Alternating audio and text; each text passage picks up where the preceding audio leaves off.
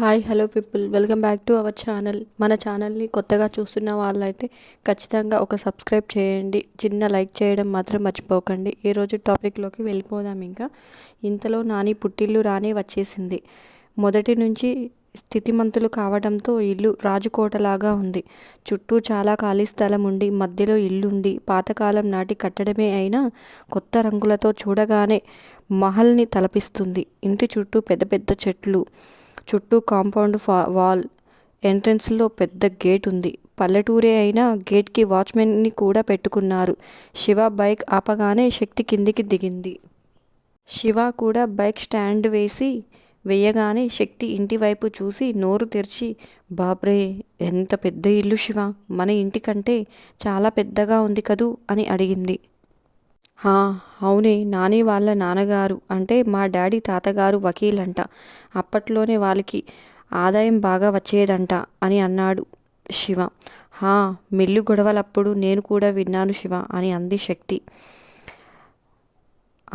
అవును కదా అని ఇప్పుడు లోపలికి ఎలా వెళ్ళాలి అని అనుకుంటున్నాడు శివ. గేట్ తీసుకొని అని చెప్పింది శక్తి కళ్ళు తిప్పుతూ. హే జోకులు మాకు తెలీదు మరి అని అన్నాడు వెటకారంగా శివ. లేకపోతే ఏంటి శివ, అంత పెద్ద గేట్ ఉంటే ఎలా వెళ్ళాలి అంటావేంటి అని అడిగింది శక్తి. వెళ్ళి ఏమని చెప్తావే అని అన్నాడు శివ. ఏదో ఒకటి నోటికి వచ్చింది చెప్దాం, ముందైతే నువ్వు లోపలికి పదరా మగడా అంటూ గేట్ తీసి శివాని లోపలికి తోసింది శక్తి. అప్పుడే గేట్ దగ్గరకు పరిగెత్తుకుంటూ వచ్చి వాచ్మెన్, ఆగండి ఆగండి, అలా చెప్పకుండా లోపలికి తోసుకొని వస్తున్నారేంటి, ఎవరు మీరు, ఎవరు కావాలి అని అడిగాడు ఇద్దరి వైపు మార్చి మార్చి చూస్తూ. మీ అయ్యగారిని కలవాలి, శక్తి వచ్చిందని చెప్పండి, ఆయనకు అర్థమవుతుంది అని చెప్పింది శక్తి. ఆ మాట వినగానే శివ ఒక్కసారిగా షాక్ అయి, వామ్మో, ఇది వాళ్ళ నన్ను కుమ్మించేదాకా నిద్రపోయేలా లేదుగా అనుకున్నాడు మనసులో. అయ్యగారు ఇంట్లో లేరుగా అని అన్నాడు వాచ్మెన్. లేరంట, వెళ్ళిపోయి రేపు వద్దాం పద అని చేయి పట్టుకొని లాగాడు శివ. నువ్వుండు అని శివాని ఆపి, లేరా, ఎక్కడికి వెళ్ళారు అని అడిగింది శక్తి వాచ్మెన్ వైపు చూసి. లేరండి, బయటకు వెళ్ళారు. ఎక్కడికి వెళ్ళారో ఎప్పుడు వస్తారో మాకెలా తెలుస్తుందండి అని అన్నాడు వాచ్మెన్. అయితే ఇంట్లో ఎవరు ఉన్నారు అని అడిగాడు శివ. వాచ్మెన్ శివ వైపు చూసి, పెద్దమ్మగారు చిన్నమ్మగారు ఉన్నారండి అని చెప్పారు. అయితే వాళ్ళతోనే మాట్లాడతాం అని చెప్పాడు శివ. ఉండండి, వాళ్ళు రమ్మంటారో లేదో ఒకసారి అడిగి వస్తాను అంటూ లోపలికి వెళ్ళాడు వాచ్మెన్. శివ శక్తి ఒకరి ముఖాలు ఒకరు చూసుకొని వాళ్ళకి వాళ్ళే ధైర్యం చెప్పుకున్నారు. అమ్మగారు అమ్మగారు అని పిలిచాడు వాచ్మెన్. ఏంటి అని అడిగింది ఆ పెద్దావిడ జానకమ్మ. నిజంగానే పార్వతీ పరమేశ్వరులాగానే ఉన్నారు, బాగా అయ్యింటి బిడ్డల్లాగే ఉన్నారమ్మా, మీతో ఏదో మాట్లాడాలి అంట, గేట్ దగ్గర నిలబడ్డారు అని చెప్పాడు వాచ్మెన్. శివశక్తియా, ఎవరు వీళ్ళు, ఈ పేర్లు నేనెప్పుడు వినలేదే అని కెమెరా ఫుటేజ్ వైపు చూస్తుంది జానకమ్మ. శివశక్తి చుట్టూ ఉన్న చెట్లు చూసి అందులో వాళ్ళ ఇంట్లో దగ్గర ఏమేమి ఉన్నాయో చెప్పుకొని నవ్వుకుంటున్నారు. వాళ్ళని చూశాక, అరే చిన్నపిల్లలు, చూడడానికి ఎంత ముద్దు ముద్దుగా ఉన్నారు, ఎవరు వీళ్ళు అని మనసులో అనుకొని వాళ్ళని లోపలికి పిలిపించు అని చెప్పింది జానకమ్మ. సరే అమ్మగారు అంటూ అక్కడి నుంచి వెళ్ళిపోయాడు. వాళ్ళని వెళ్ళమని చెప్పాడు వాచ్మెన్. శివశక్తి చేతిలో చేయి వేసుకొని లోపలికి నడిచారు. వాళ్ళని చూసి కుక్కలు పెద్ద పెద్దగా అరవడం మొదలుపెట్టాయి. శివ వాటి వైపు ఒక్కచూపు చూడగానే అప్పటి వరకు చెవులు చిల్లు పడేలా అరిచిన కుక్కలు దెబ్బకి సైలెంట్ అయిపోయాయి. అది చూసిన పాలేరు వీళ్ళ వైపు ఆశ్చర్యంగా చూశాడు. లోపలికి వెళ్తూ ఉండగా, దేవుడా, అవేంటి శివ, వేట కుక్కలలా ఉన్నాయి అని అడిగింది శక్తి భయంగా. వేట కుక్కల్లా కాదే, వేట కుక్కలే, పట్టుకుంటే కేజీ కండ ఈజీగా లాగేస్తాయి అని అన్నాడు శివ చిన్నగా. ఆ మాట వినగానే లోపల చచ్చే అంత భయంగా ఉన్న పైకి మాత్రం ధైర్యం నటిస్తూ, అయినా నాకేం కాదు, నువ్వు ఉన్నావుగా అని అంది శక్తి. అంటే నన్ను పీకేలోపు నువ్వు ఎస్కేప్ ప్లాన్ చేసుకున్నావా, దొంగ మొహందానా అని అన్నాడు శివ. అబ్బా శివ, నువ్వు మరీను, నేను మరీ అంత సెల్ఫిష్ని కాదులే, వెళ్ళి ఎవరినైనా తీసుకువస్తాను నీకు హెల్ప్ చేయడానికి అని అంది శక్తి కళ్ళు తిప్పుతూ. అది చూడగానే శివ నవ్వుతూ, అనుకున్నానే నువ్వు ఇలాంటి ప్లాన్ ఏదో చేస్తావని అన్నాడు. ఇంతలో గుమ్మం రానే వచ్చింది. శివ షూస్ విడిచి సైడ్కి నెట్టాడు. శక్తి కూడా చెప్పులు తీసి పక్కకు నెట్టింది. ఇద్దరు గట్టిగా గాలి పీల్చుకొని చేతిలో చేయి వేసుకొని ఇద్దరు ఒకేసారి కుడికాలు ముందు పెట్టి సింహద్వారం నుంచి లోపలికి వెళ్ళారు. అత్తయ్య, మీకు కాఫీ తీసుకురానా అని అడిగింది కోడలు వసుధార. హా, తీసుకురా అని చెప్పింది జానకమ్మ. కిచెన్లోకి వెళ్ళబోయే వసుధార శివని శక్తిని చూసి ఒక్క నిమిషం ఆగిపోయింది. ఇద్దరు ఇంతలా కలయజూశారు. ఇంత పాతకాలం నాటి ఇల్లులాగానే లేదు. ఫర్నిచర్ అంతా న్యూ మోడల్. ఎక్కడెక్కడ అన్ని ఫారిన్ నుంచి వచ్చిన ఖరీదైన సామానులతో చాలా అందంగా ఉంది. ఎదురుగా సోఫాలో కూర్చొని ఉన్న జానకమ్మని చూసి ఇద్దరు నమస్కారం చేశారు. ఆవిడ వాళ్ళని చూసి కూర్చోమని చూపించింది. ఇద్దరూ కూర్చున్నారు. ఆవిడ శివ వైపు అలాగే చూసింది. ఈ పిల్లోడ్ని ఎక్కడో చూసినట్లుందే అని అనుకుంటుంది మనసులో. చెప్పండి, ఎవరు మీరు, ఏం కావాలి అని అడిగింది ఇద్దరి వైపు చూసి. శివ ఆవిడ వైపు చూసి, అమ్మమ్మ, నేనెవరో మీరు గుర్తుపట్టలేదా అని అడిగాడు. లేదు బాబు, కానీ ఎక్కడో చూసిన జ్ఞాపకం వస్తుంది అని మెదడు మీద ఒత్తిడి పెంచి గుర్తు చేసుకోవటానికి ప్రయత్నించింది జానకమ్మ. అమ్మమ్మ, మీరు నన్ను ఎక్కడా చూడలేదు.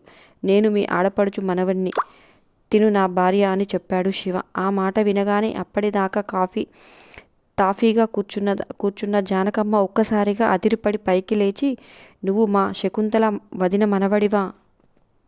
అంటే మా రామకృష్ణ కొడుకువా అని అడిగింది ఆవిడ ఆశ్చర్యంగా, కంగారు రెండు కలగలిపిన స్వరంతో. అవును అమ్మమ్మ అని అన్నాడు శివ.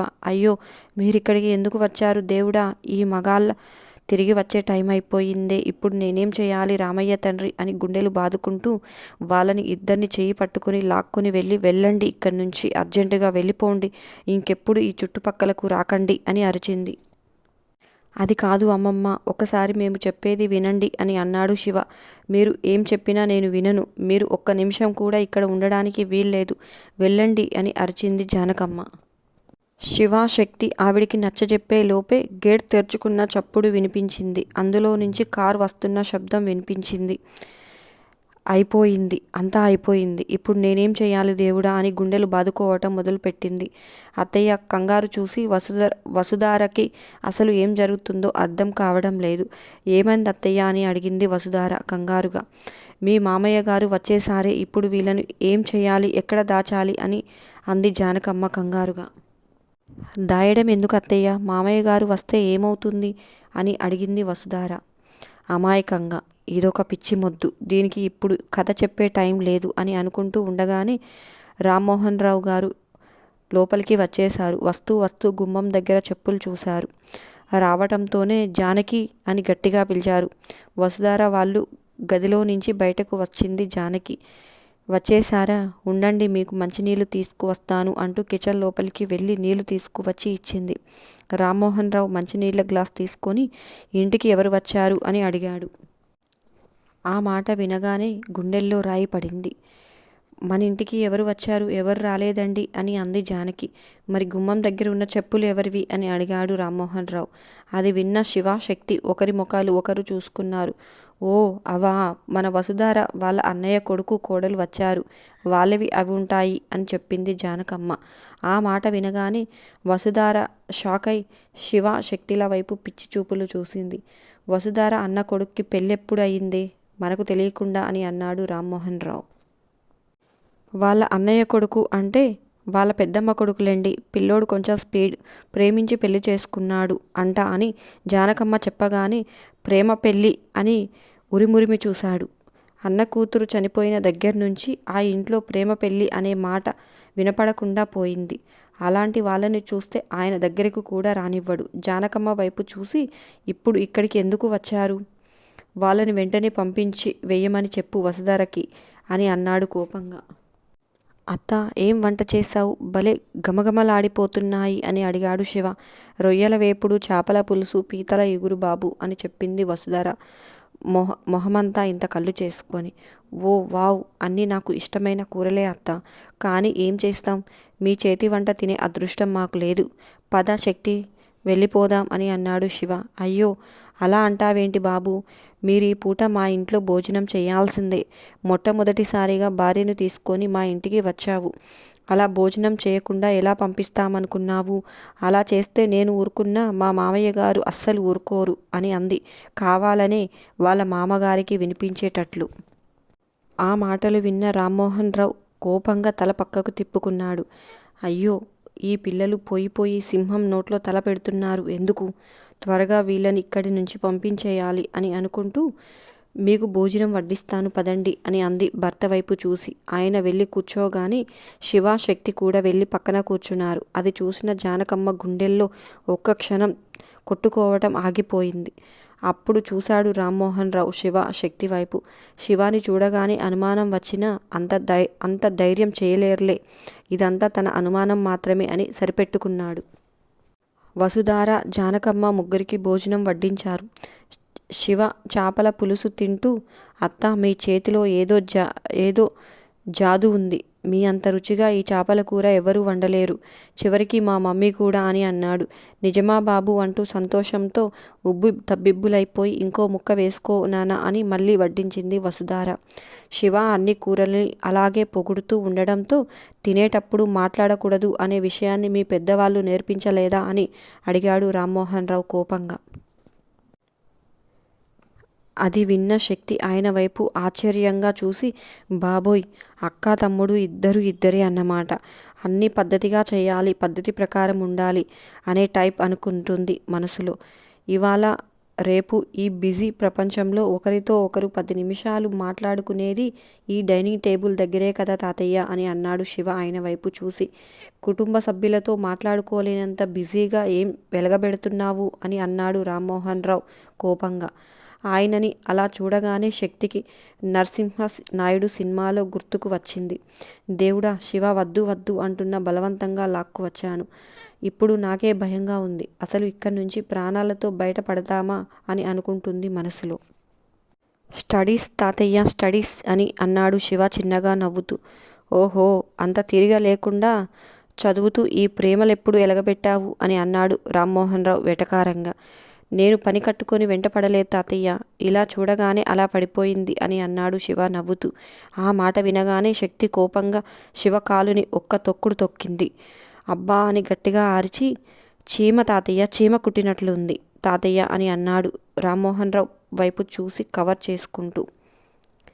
వసుధార వైపు చూసి, భలే మేనల్లుడు దొరికాడులే, పెరుగు వడ్డించు మీ అల్లుడికి, చాలా వేడివేడి మీద ఉన్నట్టున్నాడు, కాస్త చల్లబడతాడు అని చెప్పాడు రామ్మోహన్ రావు. ఇంతలో ఆయన పెద్ద కొడుకు హర్షవర్ధన్ ఇంటికి రానే వచ్చాడు. అతడిని చూడగానే జానకమ్మతో పాటు వసుధాకి కూడా వణుకు మొదలయ్యింది. అతను శివ వైపు చూస్తూ వాళ్ళ గదిలోకి వెళ్ళాడు. శివ కూడా హర్షవర్ధన్ని చూసి, ఓహో, ఈయన మామయ్య అనుకున్నాడు మనసులో.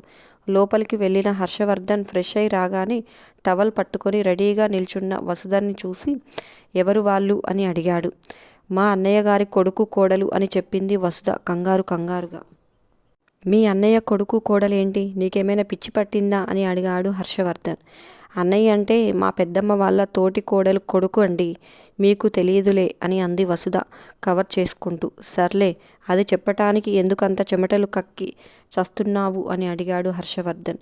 అప్పుడు చెయ్యి పెట్టి చూసుకుంటే గాని అర్థం కాలేదు, ఒళ్ళంతా తడిచి ముద్దై తలలో నుంచి కూడా చెమటలు కారిపోతున్నాయి అని.